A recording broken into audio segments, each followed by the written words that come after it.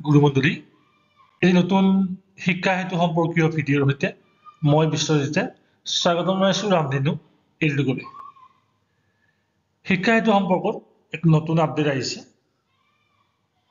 এই বিশেষ নিৰ্দেশনা যোগে বিভাগীয়ভাৱে আমাৰ ক্লাছ টিচাৰ মেপিং বা ক্লাছ টিচাৰ এছাইন কৰিব দিয়া হৈছে।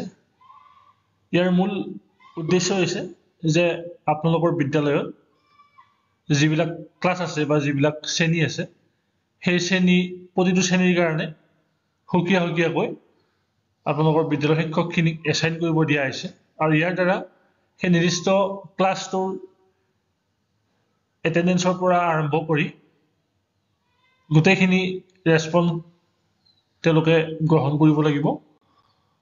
গতিকে আজিৰ ভিডিঅ'ৰ জৰিয়তে আমি কিদৰে এখন বিদ্যালয়ৰ শিক্ষকসকলক শ্ৰেণীকোঠাসমূহত আমি এছাইন কৰিব পাৰোঁ বা মেপিং কৰিব পাৰোঁ তাকে জনাবৰ কাৰণে এই ভিডিঅ'টো বনোৱা হৈছে। আহকচোন ভিডিঅ'টো আৰম্ভ কৰোঁ।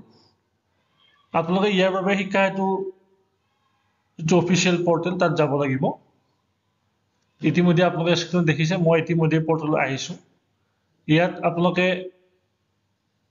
স্কুলখন লগ ইন কৰক। এইখিনিতে মই এটা কথা কৈছোঁ যে এই যিটো টিচাৰ এছাইন কৰা বা টিচাৰ মেপিং কৰা এই প্ৰক্ৰিয়াটো অকল স্কুল লগ ইনৰ ক্ষেত্ৰতহে এইটো এভেইলেবল। ব্লক লগ ইন বা CRC লগ ইনত এই অপশ্যনটো নাই। গতিকে আপোনালোকে আপোনালোকৰ বিদ্যালয়খন লগ ইন কৰক। মই এফালে আপোনালোকক দেখুৱাই যাম আমি কিদৰে এই প্ৰক্ৰিয়াটো সমাপন কৰিম। এতিয়া ছাকচেছফুলি লগ ইন হোৱাৰ পিছত আপোনালোকে left side three lines click কৰিব। ইয়াত আপোনালোকে বিভিন্ন অপশ্যন দেখিব। আপোনালোকে টিচাৰ এণ্ড ষ্টাফত ক্লিক কৰিব।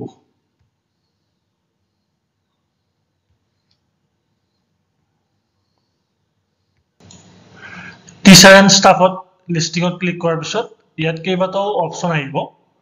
ইয়াতে আপোনালোকে যিটো 6 নম্বৰত আছে এছাইন ক্লাছ টিচাৰ ইয়াতে ক্লিক কৰিব।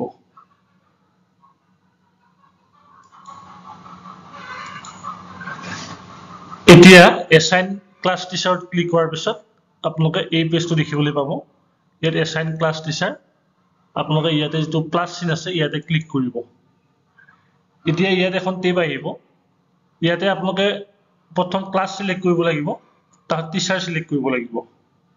এতিয়া মই এইখিনিতে এটা কথা আপোনালোকে গুৰুত্ব দিব যে যিবিলাক বিদ্যালয়ত ছিংগল টিচাৰ সেইসকল বিদ্যালয়ত এই একেজন শিক্ষককে গোটেইকেইটা ক্লাছ ইয়াত এড কৰিব লাগিব বা যিবিলাক বিদ্যালয়ত যথেষ্ট শিক্ষক আছে বা সেই অনুপাতে কিন্তু শ্ৰেণী কম আছে তেনে ক্ষেত্ৰত কিছুমান শিক্ষকক ইয়াত এড কৰিব পৰা নাযাব বা আপোনালোকে ৰোটেশ্যন বেচিছ পৰৱৰ্তী সময়ত আপোনালোকে ক্লাছসমূহ এছাইন কৰিব পাৰিব। এতিয়া এজন শিক্ষকৰ বিপৰীতে আপোনালোকে একাধিক ক্লাছ আপোনালোকে এড কৰিব পাৰিব। এতিয়া মই ইয়াত এটা ডেমো দেখুৱাই দিছোঁ। মই ইয়াতে ক্লাছ চিলেক্ট কৰাৰ লগে লগে ইয়াতে আহিব ক শ্ৰেণী বা ক্লাছ 1, 2, 3। যিহেতু মই এখন লোৱাৰ প্ৰাইমাৰী বিদ্যালয় লগ ইন কৰিছোঁ।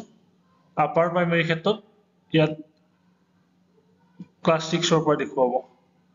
এতিয়া মই ইয়াত যিটো ক শ্ৰেণী বা আমাৰ বাল বাটিকা এইটো মই ইয়াত চিলেক্ট কৰিছোঁ। ইয়াতে আপোনালোকে এটা ক্লাছ চিলেক্ট কৰিলে ইয়াত আপোনালোকে পুনৰ আপুনি ইয়াত ক্লাছ 1, 2 চিলেক্ট কৰিব পাৰিব। এই ধৰণে আপোনালোকে এফালৰ পৰা ইয়াত দেখুৱাই গৈ থাকিব। তাৰপিছত আপোনালোকে কি কৰিব ইয়াত টিচাৰ।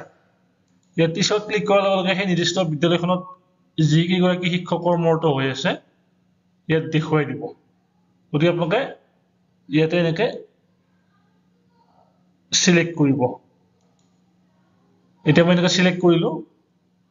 এতিয়া মই কি কৰিম ইয়াতে ছাবমিটত ক্লিক কৰিম।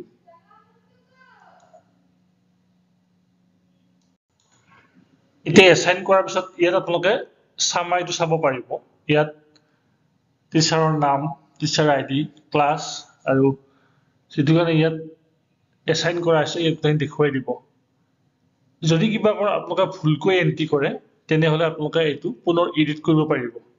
এডিট কৰি আপোনালোকে বেলেগ ক্লাছ আপোনালোকে এছাইন কৰিব বিচাৰিলে বেলেগ ক্লাছ আপোনালোকে এছাইন কৰিব পাৰিব আৰু যদি কিবা কাৰণত কিবা ভুল হৈছে আপোনালোকে ডিলিট কৰিব পাৰিব গোটেইখিনি সুবিধা ইয়াত আছে গতিকে একেবাৰে চিম্পল প্ৰচেছ আপোনালোকে এই ধৰণে আপোনালোকৰ বিদ্যালয়ৰ যিখিনি শিক্ষক আছে এই প্ৰতিজন শিক্ষককে আপোনালোকে এই ধৰণে আপোনালোকৰ বিদ্যালয়ৰ ক্লাছৰুমসমূহ আপোনালোকে বিতৰণ কৰক বা ক্লাছৰুমসমূহৰ দায়িত্ব আপোনালোকে এছাইন কৰক গতিকে আশা ৰাখিছোঁ এই ভিডিঅ'টো চোৱাৰ পিছত নিশ্চয় আপোনালোক উপকৃত হৈছে এনেকুৱা ধৰণৰ ইনফৰ্মেটিভ শিক্ষামূলক ভিডিঅ' পাই থাকিবৰ কাৰণে আপোনালোকে চাই থাকিব ৰামধেনু এডুটেক ধন্যবাদ